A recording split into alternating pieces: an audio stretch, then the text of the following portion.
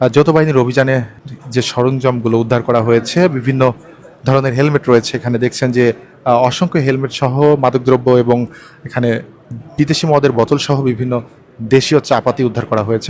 দর্শক দেখতে পাচ্ছেন যে সারাদিনের শ্বাসরুদ্ধকর অভিযানের পর সেনাবাহিনীর এবং যৌথ বাহিনীর অভিযানে যারা আটক হয়েছেন, এই মুহূর্তে দেখতে পাচ্ছেন যে তাদেরকে নিয়ে আসা হয়েছে সোহরাওয়ার্দী সেনা ক্যাম্পে এবং তাদের কাছ থেকে সারাদিন অভিযান শেষে এবং যৌথ বাহিনীর অভিযানে যে সরঞ্জামগুলো উদ্ধার করা হয়েছে, বিভিন্ন ধরনের হেলমেট রয়েছে। এখানে দেখছেন যে অসংখ্য হেলমেট সহ মাদকদ্রব্য এবং এখানে বিদেশি মদের বোতল সহ বিভিন্ন দেশীয় চাপাতি উদ্ধার করা হয়েছে এবং তাদেরকে রাখা হয়েছে। দেখতে পাচ্ছেন যে একদম সামনের সারিতে কিন্তু রাখা হয়েছে। প্রায় 14 জন মতো কিন্তু আটক করা হয়েছে এবং এই মুহূর্তে আটকের পরে মোহাম্মদপুর থানার হস্তান্তর করবেন বাংলাদেশ সেনাবাহিনী মোহাম্মদপুর থানাতে। এবং এই সারা দিন যে সন্ত্রাসের আতুরঘর বলা হয়ে থাকে মোহাম্মদপুরের জেনেভা ক্যাম্প, সেই সাধারণ জনগণ যেখানে অতিষ্ঠ অবস্থায় চলাচল করেন সারা দিনটা, ঠিক সেই মোহাম্মদপুর জেনেভা ক্যাম্পে আমরা দেখেছি যে দুপুর থেকে অভিযান চলমান ছিল।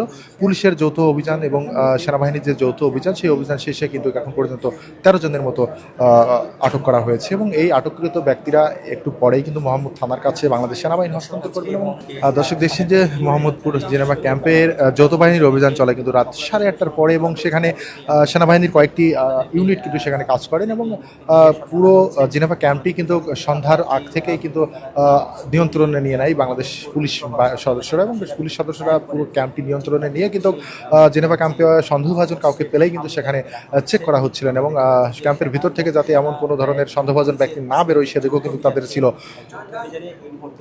নজরদারি। এবং সেই নজরদারির পরে আমরা যেমনটি দেখছি যে এই মুহূর্তে সন্ধ্যার পরবর্তীতে 8টার পরে যৌথ বাহিনীর যে অভিযান ছিল, সেই যৌথ বাহিনীর অভিযানের পরে দর্শক আমরা যেমনটি দেখছি যে এই সেনাবাহিনী সহ র্যাব এবং পুলিশ এবং আনসার বাহিনীর যে অভিযান, সেই অভিযানের পরবর্তীতে যাদেরকে গ্রেপ্তার করা হয়েছে সেই গ্রেপ্তাররত অবস্থায় কিন্তু এখন পর্যন্ত তারা রয়েছেন। অর্থাৎ একটু আগে কিন্তু তাদেরকে আটক দেখানো হয়েছিল। বাংলাদেশ সেনাবাহিনী কিন্তু এই মুহূর্তে তাদেরকে সামনে নিয়ে এসেছে এবং তাদের যে স্বজনরা তারা কিন্তু এখনো সোহরাওয়ার্দী ক্যাম্পের পেছনে কিন্তু অবস্থান করছেন সেনাবাহিনী, যাতে তাদের স্বজনদের ছেড়ে দেওয়া হয়।